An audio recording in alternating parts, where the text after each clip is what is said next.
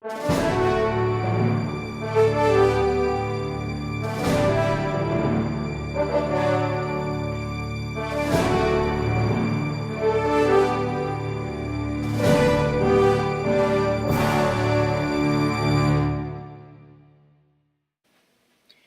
26. Finally, they stopped. When Flora looked behind her, she couldn't see the camp any longer, and their tracks were being covered by sleet. Oscar scratched around until he found a soft place in the snow. "I'll start digging here." "Is this the special place?" asked Flora.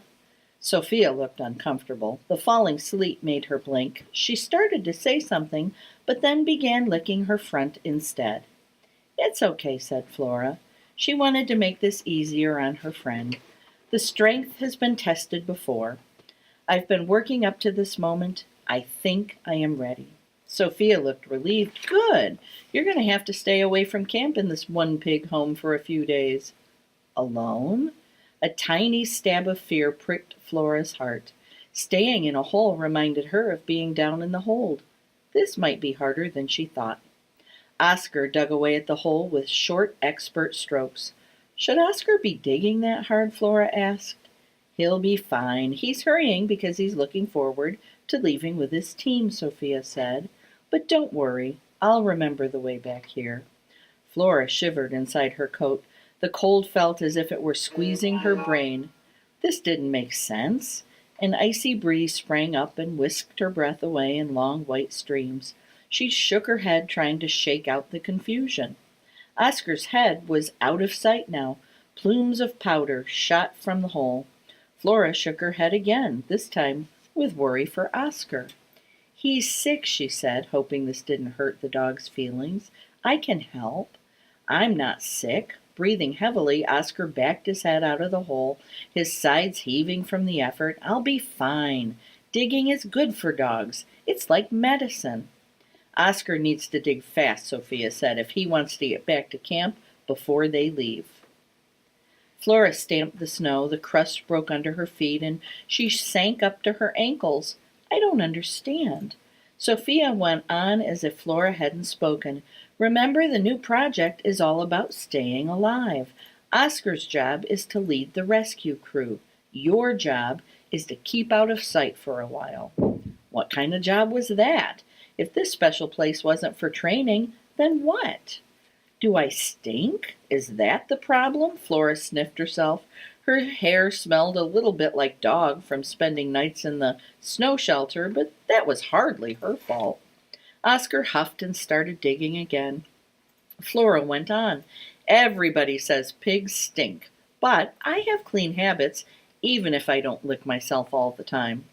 "You don't stink," said Sophia. "Do you think I would curl up next to you every night if you were a stinky pig? I'll come back after the dogs have gone." "What? What are you talking about? Oscar, stop ignoring me." Flora's voice trembled now, but she didn't care. If he could hear her with his head inside the hole, he didn't show it. "Stop digging!" she shouted into the wind. She moved to stop Oscar. Sophia stepped in front of Flora. "Oscar is saving your life," she said. "Don't you understand? You're in terrible danger." Flora sat down with a thump in the snow. "I'm in danger?" Oscar backed up and out of the hole to catch his breath. Flora continued, "I don't need a special place. For a sled pig, having an adventure is like medicine." Sophia gave her a pitying look. "They didn't bring you along to be a sled pig." "They didn't?" Flora looked at Oscar. "Nope." He shook his head. "If you're saying that because you're sick and you're afraid I'll take over your lead dog's spot," Flora faltered and then went on, "you should know you don't have to worry. I won't." Oscar turned back to the hole. "I'll clean out the last little bit. It's almost ready." Flora jumped up. "Why won't someone just say what's going on?" "Calm down," said Sophia. "He's digging you a hiding place, a new home for a little while until the danger is past." "But I want us to face the danger together like a team." Sophia glared at Flora. "I don't need a team, remember? And I'm cold and wet. This business of trying to keep others safe is starting to put my whiskers in a knot." Flora paced in an angry circle, churning up the ice and snow under her feet.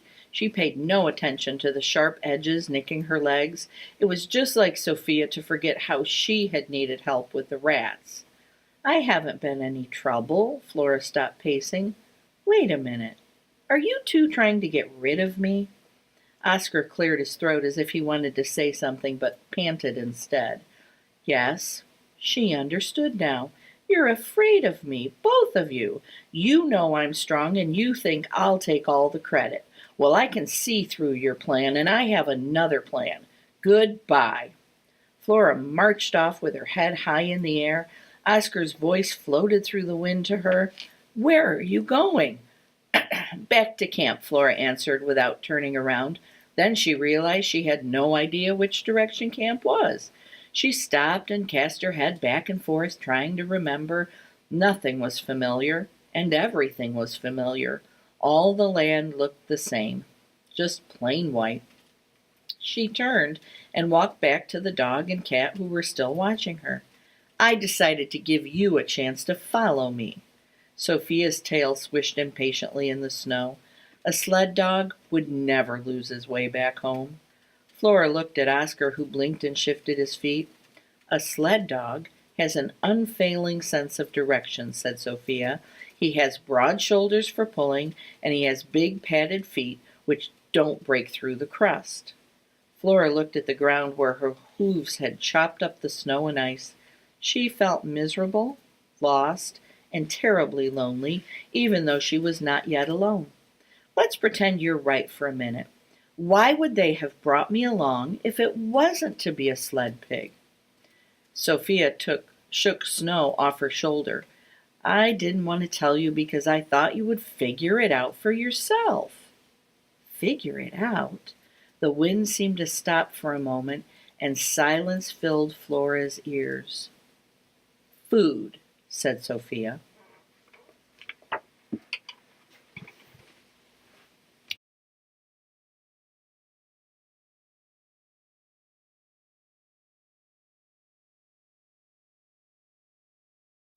Chapter 27.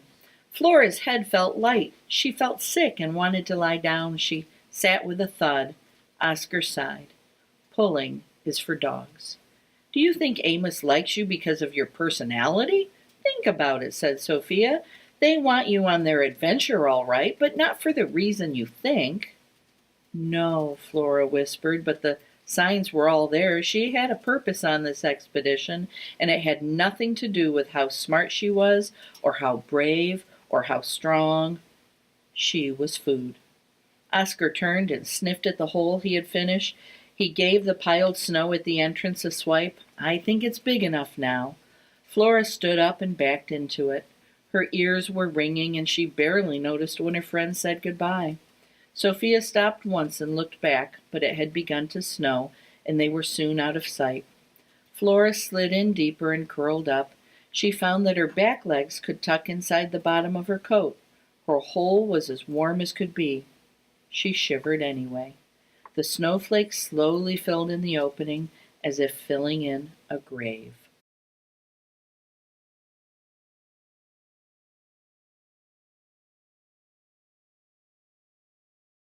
For 2 snowy days Flora lay in her little cave. When she got thirsty, she ate snow. When she got hungry, she struggled up through the powder and walked around until the feeling eased, being careful never to lose sight of her frozen home. Cold white emptiness was everywhere, and it pulled the hope from her heart. Don't give up. This time the words didn't work. Flora tried to find a memory from her piglet days on the farm, a thought or a picture that could be a source of warmth to melt the ice in her mind. Luna. Flora worked hard to remember everything about her old friend, her face, the way she held her tail, the color of her fur, the sound of her voice, and a warm light came.